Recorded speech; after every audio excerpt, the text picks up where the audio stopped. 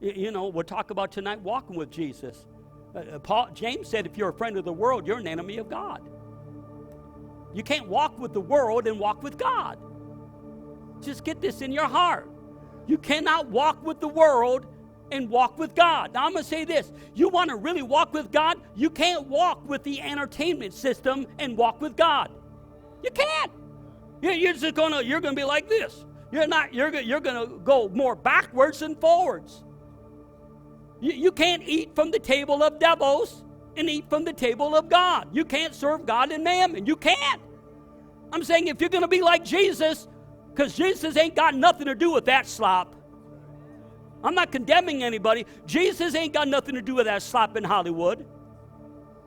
Have you partook of it? Yeah, that's why I'm not where I should have been spiritually.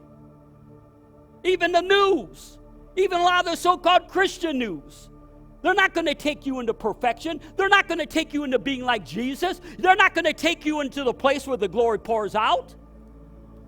Only Jesus can take you there. Only the Word, only the Holy Ghost, only intimacy. Only when you get this reality, I am made for God. You might have to confess that. Pete told me, how many times did you quote those scriptures in John 17? Father, that they may be one even as we are one, for the last 2.5 years. 100 times a day, Pete? Not that many, 10 times a day? Don't know, but you are quoting it over and over for the last 2.5 years. He's been quoting, I've been quoting it too for years, but I need to get it deeper. Father, that they may be one with us, even as we are one.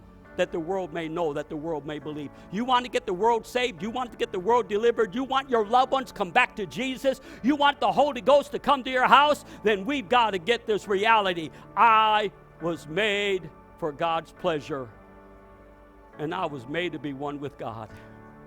We'll give the Lord a hand clap and a shout. Now, before you ever get on a bus and before you ever get on a train, you find out where it's headed, right? So I just want you to know, if you're on this bus, you're on this train, you're on this ship, I want you to realize one thing. That's where we're headed.